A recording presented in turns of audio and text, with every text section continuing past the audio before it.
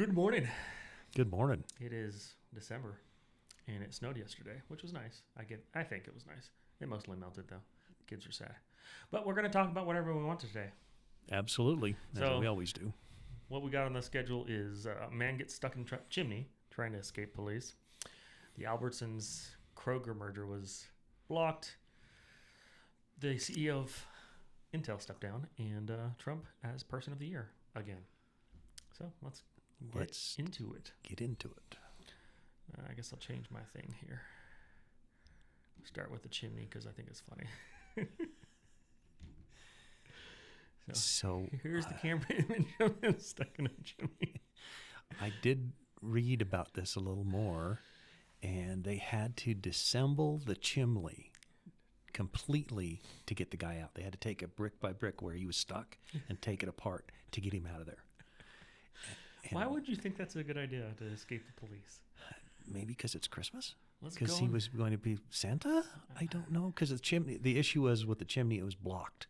It had sealed. They'd sealed the chimney down low, and so there was no way for him to get into the house from it.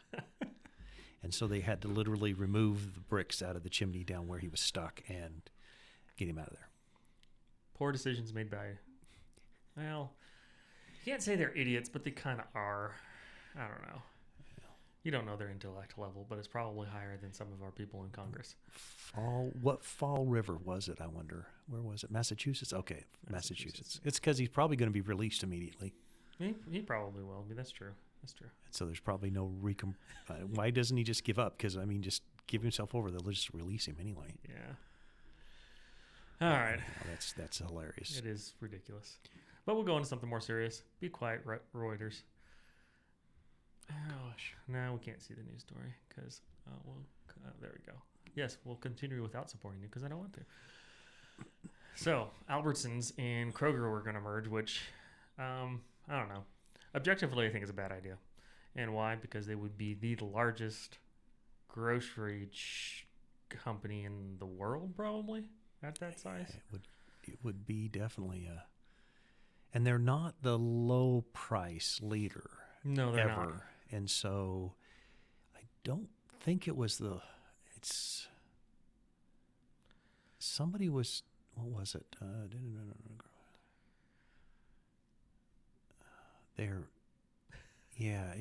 know who. The FTC said they couldn't merge, so they had to cancel. Two different courts blocked the deal Tuesday. Mm-hmm. Yeah. So And they would have been the second biggest grocery store. I thought it was the biggest. It says right there. Walmart is the and biggest? Walmart. That's what I was thinking is Walmart continues to hold the spot. But if you notice, it's only 17% of the market Walmart has. That's true. And so it's not like our oil and gas industry, which they shouldn't have allowed to merge like they have. Yeah. That we only have 5, I think, worldwide. Yeah, we don't have that many. And so it's still not that bad, but I agree. We need competition. We don't need less competition. We need less regulations to make it easier for you to run a grocery store chain without having 2% margins. Yeah. That's what we need. Yep. And if you have less regulations, then your grocery prices don't have to be as high, and you can still make money. Yeah. Yeah. One of my clients runs a grocery store in small town Colorado, and they make very small margins. Yeah. Even the big guys make very small margins. Yeah. What's interesting I mentioned Costco on there, was happy about it. The interesting thing about Costco, where they make their profit. They make their profit off of their fees to get in. That's where all their profits generated from. They don't make hardly. I mean, they make 1 or 2% off their food, but they actually make the money where their profit comes from is straight up off of their fees to become a member, their membership fees. So the discussion question of the day is the Federal Trade Commission good? Are they doing they're supposed to? Should they exist? Okay, because they exist, they did the right thing, I think, in this case. But should they exist is a different story. Yeah, it is these type of things that I feel like if the organization were to exist, they should have oversee. And the other things that they've done, which recently were actually good, is they made it so that you can't void your warranty by opening your own products that you buy, which is a duh, but wasn't apparently. And so there are things that they've done that I appreciate. And to a certain extent, I feel like that is what the goal of the federal government and state governments to do, is to say, stop being dumb corporation. Well, and the FTC, if they deal with interstate companies that not just exist in Colorado or don't just exist in Nevada or Utah, and that would right there, that limits who they should deal with, is just the smaller. They wouldn't deal with the smaller companies. They would just deal with the big ones. Yeah. And that I agree with, because they if you look at AT&T, we have the example of AT&T for years and years and years, where they were the only phone company. Yeah. And it was horrible. It was, it was a lot of money that was fed into them to become the massive giant they became. Partly the government's fault for and it was the government's fault. It was the government's fault. And then when they forced them to break up, the baby bells. That's when we actually got, if you think about it, that's when we got cell phones. Yep. That's when we got cheaper long distance. I remember being so concerned about a long distance phone call that you would limit your time because it was like 25 cents a minute. Yeah, it was insane. Yeah. Yeah. So I guess the question is how do you force limit the organization to actually do what they're supposed to do and not other things? You limit it to the big companies, which are interstate, and then you have to put the correct, I think Trump learned this lesson the last time, you have to put the correct people in place, and that's what it has to come down to. Like judges and stuff? Mm-hmm. Yeah. Yeah, because otherwise they do whatever they want, and they have in the past, and it's not good. So, yeah. Onto technology, because I'm really good at segues. Pat Gelsinger, the former CEO now of Intel, has stepped down. So I've been listening to some tech podcasts and stuff, and there's kind of a split between them. One of them was pointing out that he really didn't have time to implement his vision for Intel. And I was like, hey. 40 years? Yeah, I don't know. I don't know about that. Somebody has been taking Intel down a path that... Intel? I wonder why I said that. Intel down a path that has really hurt them. And you got to say it's the leadership. It's got to be the leadership. Because if you look at their stock and watch them over, they're not the leaders anymore. They're not even close to the leaders of the. Now they're still leading in business server hardware. Mm-hmm. AMD is catching up quite quick there, but they're still a leader there. But if they don't do something, they are not going to have that position for much longer. Yep. So his point was, one of Pat's visions was they wanted to be a manufacturing company and a products company. Oh. And manufacturing chips is a very long, it's a long lead time. Like you have a real long lead time. And so they were saying that he didn't really have time to get the manufacturing to the point where he wanted it to be because of that long lead time. So I don't know about that. I know that something had to be done, and hopefully this helps them out, because more competition in the market is better. So if Intel were to die off, it would be bad for the market. Correct. But it looks like they're heading that way.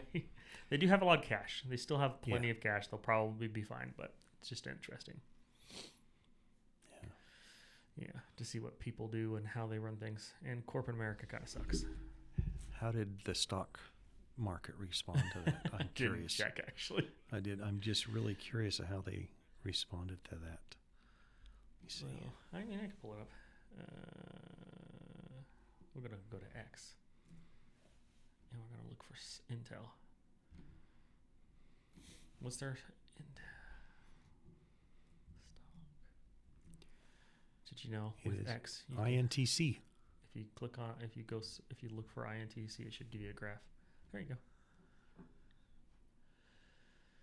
It's been down. Yeah, but it didn't go. Yeah, can you see more than a? Yeah, I want to see a 5-year. Oh gosh. It's not been doing good for a while. Yeah. This is a month. 1 minute. Sorry. Let's go to 6 months. Wow, that's a terrible graph. That is a terrible graph. Do 5 years. That's 15 minutes. Is there a way? I don't know how to do that on this one. Whatever. Huh. It hadn't been doing great. Yeah, because my 5 year on my phone, it's Down. Yeah, it's been in the red for a while now. Now, what is the red? The red is its high was $68, and the red it's now 18. Yeah. That's interesting. Yeah, it is. So he hasn't been replaced yet, which isn't a good sign. They did add 2 people to the board of directors to try to give them the knowledge that they needed to keep running the company. They don't have a new CEO yet, which is not great. We'll see what happens. It'll be interesting to see. Yeah. They might be a good price to buy, though. $18 to $20 right now? If you're not aware, when you're buying stocks and stuff, is you want to buy low. Oh, I thought you wanted to buy high. Yeah, so and sell low. So when a company that has a good amount of cash and a good track record, their stock price kind of hits the toilet, it probably will come back. So it might be a good investment. That is not financial advice because I'm not a financial advisor.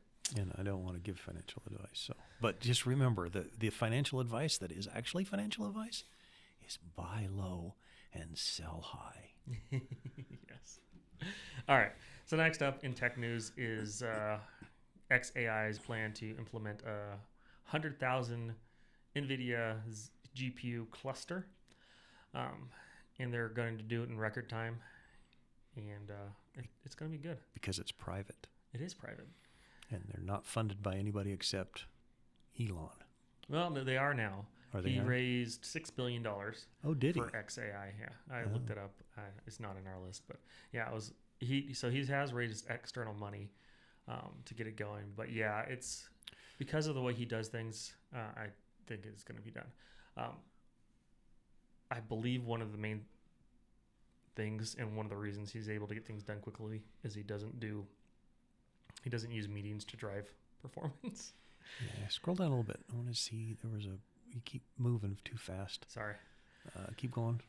There was an issue with the collisions, and they were talking about only 60% of output you can get. Is able to maintain 95% data throughput. Interesting. That's a huge jump right there from going from 60% throughput to 95%. Yeah, That's it's going to be crazy. But going back to his design thing, I've worked at different companies who have implemented software solutions, and what happens? You get everyone in the room who are in leadership positions, and it's like 50 people, and then they all have to agree before you do anything. It's the worst way to implement anything in the world. No, what you do is you come out with what are your needs, what do you need from it, and then you give it to a small team of 2 to 5 people, and they implement it, and then you come back to the big team and say, hey, it's done. Here's what it does. We can make tweaks. Yeah. Otherwise, you're taking 2 to 3 years to implement something that won't work because everyone wants their one thing, and they also want to change it halfway through. So I think he knows how to implement things well. This is what you're talking about. Yeah, 60% throughput. And then NVIDIA's new piece of hardware allows them to get 95%, which is that NVIDIA Spectrum X Ethernet. Yeah, it's gonna be really cool when he gets it set up, and it's supposed to be by the end of 2025, so it's not far off. Wow, that's pretty significant right there. It is, because you can, without anything except replacing the network, you gain, I don't know what that number 40%. was. Well, 35%. 35%. But that's speed. Data speed. That's awesome. That's huge. It is huge. Because you're already talking a huge, fast data speed anyway. Mm-hmm. And now you're going to switch up. That's insane. That's crazy. Yeah. It is. Because 10 gigabit, if you look down there in the bottom, 10 gigabit switches are kind of industry standard. And they're talking 800 gigabit switches. Which is, so with fiber and network performance increasing, 10 gigabits not fast anymore. No, but you can get 100, but it's standard. Insanely fast. I just said it's standard, and it is, but not for this data movement. No, it's not. But most businesses are still on 10 gigabit, and most houses are not even close to 10 gigabit. Nope. So infrastructure change needs to happen, and it needs to be cheap Well, enough for it to happen. Yeah. What I don't get onto that on that topic, because we're gonna bunny trail, because that's more fun that way, is I don't understand why content companies don't force cable providers to fix their internet problems. Do you know what I mean? I do, but how Like- the content companies have Like Netflix. given up. Like Netflix. If I give all my I get paid Mm-hmm. to give my clients an experience online. Why wouldn't I go to Comcast and be like, "You suck. Fix this, or we're gonna do something without you." And I think today we now almost have the technology to fix that. And the reason I say that we do almost is because of Elon's laser satellite interfaces. Yes. We have the throughput that we could do that with. Now he's oversubscribed in a lot of the big areas, the big city areas. Yeah. So you don't have enough throughput for But that. he's constantly throwing. But he's satellites throwing up. more satellites up, and it'll get better. But the issue is Netflix and any of those providers, they gave up on trying to force, and so they went to CDNs. And what that is as soon as the first person downloads the copy, is it goes to a CDN close to that person and caches it. That makes sense. And then the next person that requests to watch it, they make the initial call to and Netflix. it says it's here locally. And then it says it's here close to you. It's not local, but it's close to you. Yeah. And then it runs it straight off of there. And so they gave up. Man, all the streaming companies could get together. But how do you fix Comcast, for an example? How do you fix Comcast they don't have fiber out to most locations.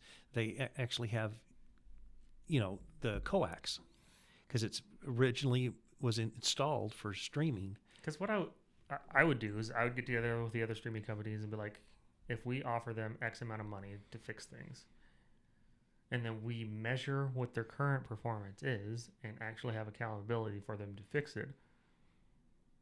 But most of the land stuff that's underground, when everybody gets home, everybody will notice this. When everybody gets home, Everything slows down. Everything slows down, and it's partly their switches, but it's actually physical hardware too. It is that is in They've place. got some fun technology that actually help with the copper lines, but I don't understand why they haven't done more creative things to push them to do things, because the problem is the monopolies just don't care.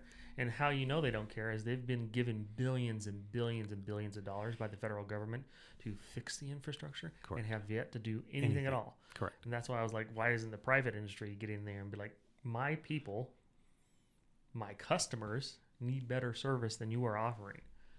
Well, that's why we switch providers. I mean, we switched off of Comcast, and Comcast calls me about every week. I can't yet because I don't have fiber to my house yet. And I got fiber to my house. And as soon as I got fiber to my house, now I'm tempted to switch it off fiber to Elon's Starlink. Yeah. But he's oversubscribed in Salt Lake Valley, and so I can't. I've considered just getting one of the mini ones for driving. Yeah, and that's exactly mounted to the top of my car. But I've thought about getting the mini one because the price is coming down and everything else. But he's oversubscribed in the area, and so if you get one of the mini ones, what he does, I did read up about this, is he takes and downgrades your speed over the speed of the ones that have bought the permanent connections. Which makes sense to me. Which makes sense because you're serving your permanent connection, and so it doesn't really benefit someone in this valley to buy that unless they're traveling a lot. Yeah. And so anyhow, that's we're close. I think we're close to getting a solution that we can that you can demand. But even with the satellite stuff, he's going to have to implement some form of the CDN stuff too. Yeah, yeah. Do you know much about this is a completely different topic, and because I'm so good at segues, bunny trails, and it's not even on our list. Came to mind as we were talking. How much do you know about technology for NASs, network attached storage, for businesses? It's expensive, and it is normally, right? Some of the stuff that's the best stuff is required. You basically are required to have a technical person on staff. So TrueNAS is one of the more popular softwares out there because it's open source. Lots of big businesses use it. So one of the YouTubers I follow, he invested in a company that is creating a skin for TrueNAS to make it easy for home use. And one of the main things it's going to do is allow you to automatically back up to a buddy that has run in the same software in a different house over the internet, and a bunch of other things. And what was funny is he did a video about it because he liked the software. And a lot of the comments is, why would anyone buy this? Because it's just a skin on this other software. So, question for you. Is creating a skin on another software to make it easier and user-friendly something that is useful? Ask Red Hat. Exactly. Or they mentioned like SteamOS. Did you know that that's a skin of Arch? Yeah. It's like I said, ask Red Hat. You want to see, and Red Hat's doing pretty well. They're, they have their struggles, but that's all Red Hat is they offer support. Yeah, exactly. And they put a skin on top of it and they offer support. And you get specific tools and stuff in their software that Correct. you wouldn't get off of the standard version because they put time and effort to create it. Correct. And so absolutely throwing a skin on top of something that's complicated and requires a person with in-depth knowledge. Absolutely. Yeah, so I'm kind of excited about it for that perspective because then the other thing they need to do is come up with a hardware solution for small business. Mm-hmm.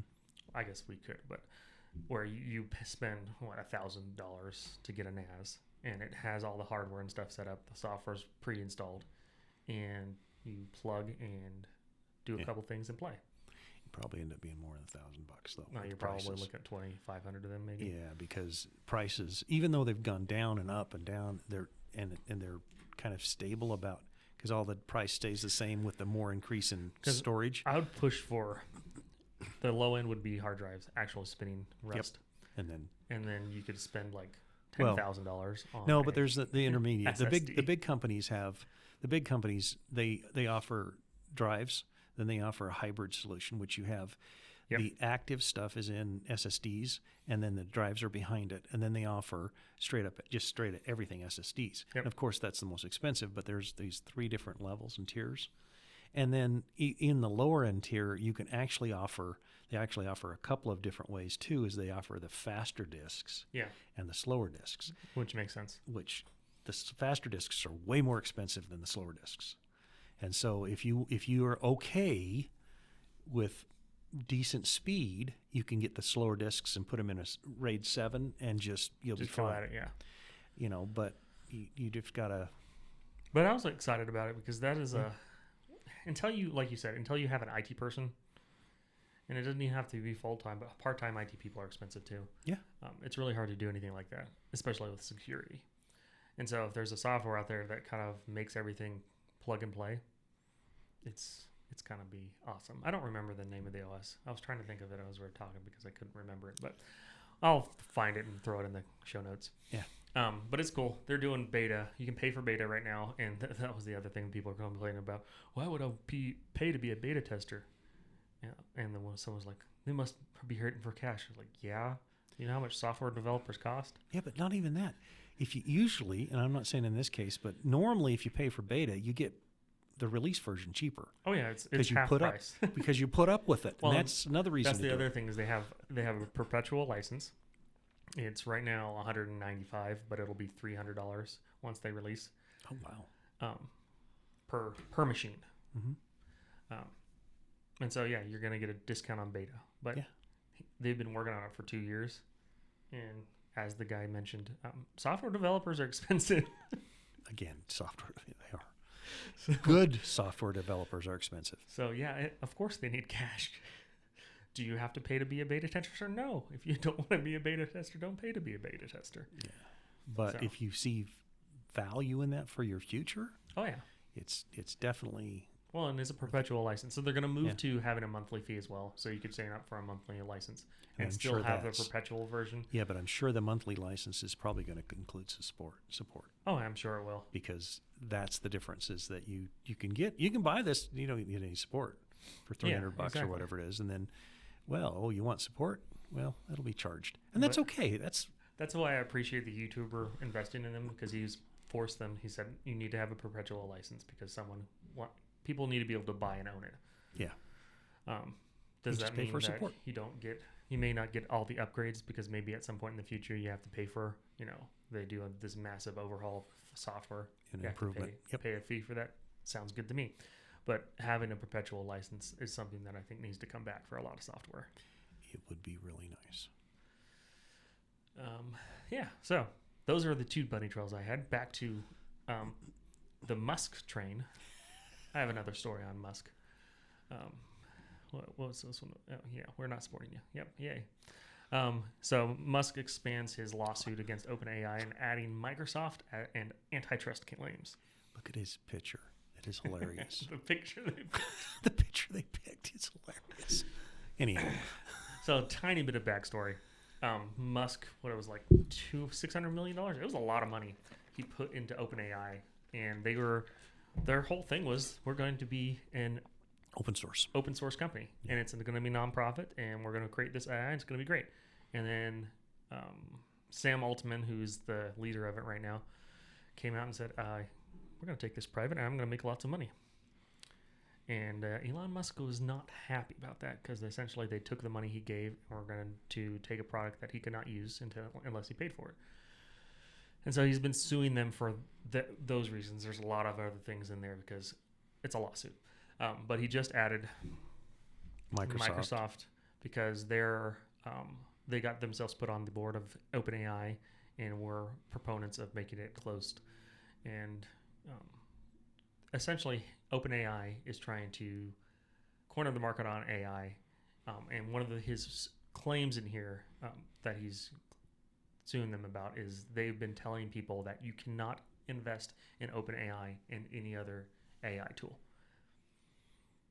So they've been trying to making investors not being able to invest in anybody else, XAI. any competition. And so that's the antitrust claims are coming from that. And that makes pretty good sense to me. Yeah, they used to say that you didn't want to get in a fight with someone who buys ink by the barrel, and that used to relate to newspapers. That's so true. Okay, and I think we could modify that statement. And now in today's society, since newspapers, they exist but not really, we could say you don't want to get in a fight with a man who owns an army, a little army of lawyers. Yeah, he does. And has more money than, what is it, 70-80% of the governments in the world? He's worth more. That's he doesn't have cash. I know, but still, he's worth more than 80 or 90. I don't remember what the number was. He's worth huge, more than that now, too. Yeah. And stock price has been going up. Oh, gosh, yes. It's been wonderful if you own it. Yes. But, yeah, no, that's completely true. And going back to your newspaper thing is he owns X. And he will post everything and anything on X. He posts more times than I do a day, usually. Man, he must go to the bathroom a lot. No, it's just the only thing I can think of is he and you can tell some of the posts are from him. They're written by him. You can tell. He must have somebody that just watches X for fun and then just sends stuff to him and says, "Look at this. This is hilarious." And then probably. And then he posts on it because you can tell some of the stuff done by him. Oh yeah. It's funny. So it's going to be interesting to see what happens here. The other people that are coming after him hard, which is going to stop soon, is the SEC again. Sent a letter to him threatening him that he needs to pay this fine, even though they haven't won anything in court, or else. And they've been trying to subpoena his lawyer and things like that. And so, yeah, it's just why make an enemy? And that's what I haven't understood about the Democratic Party. Elon Musk was a Democrat. He voted for Democrats. The Biden administration made him their enemy. Yeah. They made him their enemy. Yeah. The guy who makes the... it was a choice they had. It was a very, very big choice. They chose, because in past tense, they chose... to make the richest man in the world. Not just... And this is the thing, is he's not the richest man in the world because he inherited it or somebody gave it to him. He's the richest man in the world because he created successful products. Yes, he did. And highly successful products. So here's what it says about Elon Musk. Elon Musk is now richer than 150 countries in the world Yep. Now that's insane. I mean, So they were talking about this on one of the podcasts I was listening to, and they're saying how, yes, he's the richest man in the world, but from a power and political standpoint, the princes of Saudi Arabia are richer than him because they have the resources of the country. correct. And they control all that. So he's richer than 150, and there's 195 in the world. Yeah, so he could, yeah. Yep, exactly. So it doesn't make sense. Well, when people don't use their logical brain to make decisions, reasoning brain to make decisions, you can infer why they make decisions from there because they're doing it based on other things, not reason. And that's why the Biden administration made him an enemy because he wouldn't bow to them essentially and do whatever they wanted. And that's the dumbest thing in the world. It would be better for him to be neutral on you, about you, because you treated him okay, than for you to be his enemy and for him to actively support your opponent. Yeah. And it's just, and that's what, and they did that with, okay, it's not the Biden administration, because Biden honestly has not been running anything, including his own diaper, for I don't know how long. It's probably not Nancy Pelosi either. And it's probably not, it is the Democrat Party and whoever's in charge of that. You can say the Obamas run it from the back end. I don't know. You can say that whatever it is, whoever runs the Democrat Party, if they've chosen, they made RFK Jr. their enemy. They made Tulsi Gabbard. These guys are all long-term Democrats, their enemy.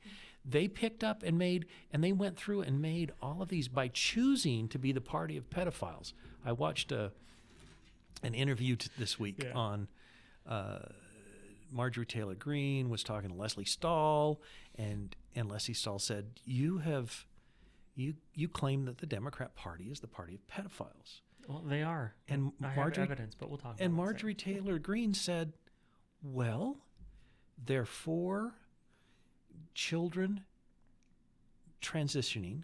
Yep. They're for giving and teaching kids in kindergarten about sex and showing them pictures and explaining how all this works. And she said, that's what groomers do. So what would you call them if they're grooming children? The other thing I would point out, now that Biden has pardoned the person, he pardoned a Chinese citizen who was convicted of child pornography. 47,000 images. So I would say that qualifies as the party of pedophiles. Absolutely. And it's amazing. They've gone so ideologically whack. They have. That they pushed all of these people that can think. And I don't agree with RFK Jr. on a lot of his stances. Same. I don't agree with Tulsi Gabbard on a lot of her stances. Same. But, the things that at least they think about their standards instead of just, oh, somebody else said this, therefore I accept it, and that's the truth. And I agree. And so it comes back to this mentality that was taught. I heard a lot when I was in school and in business and stuff is, the way to get to the top is over everyone else, and nice guys finish last is the another phrase. Example of it. Yeah. And that is completely wrong. It's gullible people who finish last. It's the nice people who finish first. Why? Because you have friends and family and people around you who will support you as you journey on. If you're stepping over people to get there, if you step over the wrong person, you're done. That's a serious flaw in your economic thought.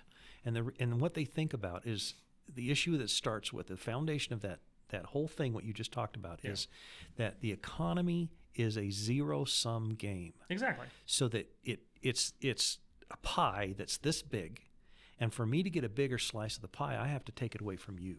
Yeah. And that's false. 100% false. But that is what they're basing this entire stuff on, is that it's false. And what it in reality is it's not a pie. It's something that grows and you can still use the pie if you want, because the pie could grow. Well, I guess if you in watered, size. If the pie was able to grow in size as you watered it and you cared for it, then that would be That means everyone's slice gets bigger, and you can actually split up the slices, and you still have more than you had before. Correct. And that's the economy. That's any economy other than socialist, exactly, communist. That's any economy. And the reason those don't work is because the pie consistently gets smaller over time because there's no motivation to make it bigger. And the slices get smaller because now the person in charge, the elites, their pie is, there's 4 elites, let's just say. Yeah. And so there's a quarter slice. Well, they have kids. Yep. And then all of a sudden, now my kid has to have a slice. So the only way to do that is either give him part of my slice or take someone else's. Yes. And that's where they're viewing this. The whole foundation of this is wrong. All the while, the slices are getting smaller. Yeah. Because there's no one to produce anything because no one has the motivation to. Correct. So yeah, it's a weird world where it seems to be the Democratic Party's approach is that what yours is mine and what mine is mine, and if you don't give me what yours is mine, then I'll take it from you by force, and if you don't like that, then you're the problem. I just got a bonus for my company. 30%? 49. Yeah. 49% of my bonus. Yep. Is gone in taxes. Yeah, income tax. I'm like 49%? It's insane. It is completely insane. It's crazy. Yep. So, one last story of the day, and then we'll land this plane. And we can be as short or long about it as we want. As usual. Oh, sorry. I got to go back to the screen here. All right. So, who was Time's Person of the Year? Was it Joe Biden? Ooh. Does Joe Biden know what year it is? No. Okay. Was it... And I had to wear my Let's Go Brandon t-shirt because I'm not going to be able to wear it much longer. Was it Zelensky? No. He could get Salesperson of the Year, though. He could get Fake Charity Person of the Year. No. Who was it? It was Donald Trump. Donald Trump. Who was compared to the Nazi Party by Time Magazine how many times? Yes. More than you could probably count. And he was Hitler. Literally Hitler. I asked Grok because I wanted to know about that. Apparently Time never called him Hitler. Time didn't, but everybody else did. They just compared him to the Nazi Party several times. So what's this say? Were they lying? Maybe they... Do you think they were lying? Yeah, maybe they were lying and they don't really have any principles. What? Yeah, I know. It's shocking that the major news media had not only the major news people, but the tech people too. And the tech people too. Yep. You look at Zuckerberg and Bezos. They both gave $1 million to his inaugural affair, but yes, they did. They're trying to kiss up, but still, right today on Facebook, they're still censoring conservative 100%. opinions. And then the Washington Post, which Bezos owns, is a insanely stupid. It's a cesspool. It's a cesspool of, and I don't know how you clean that. I do know how you clean it up, but you fire everyone, and then you get new people, and you get someone at the top who actually has a vision for fairness and balanced news and actual news. Yep. And then let him hire people instead of the woke crap. Yeah, because I mean, there's a lot of people on X that do investigative reporting that you could hire to write articles for a paper like that, but they won't because they're the wrong side of the. And in reality, they're not. They never. It's just like we talked about a minute ago. They've never been a Republican. They've never been. Most of these people have never been a Democrat. They've just kind of, because of their investigative reportedness, they just kind of stay in the middle and they don't want to get on either side. Yeah. Because they go after both parties. And they do. They do a really good job. A lot of them. Yeah, a lot of them do, and it's amazing. Yeah. So anyhow. Just as your trivia of the day is, he's the first president to be on the cover twice. Yep. 2016, 2024. So many people are upset about it, and I don't understand why. And their article is terrible about Trump. Well, what a shock. it's what a shock. Completely awful. Yes, but I mean, it's, if you're writing about the Nazi Party, you might as well, your article's not going to be good. Yeah, it's completely ridiculous, so... But that's all we got for today, unless you have any other comments. No. But we'll end it there with Donald J. Trump as Person of the Year. All right. See you guys in a couple weeks. Yep. Bye. If I can figure out how to stop this thing. Oh, there we go.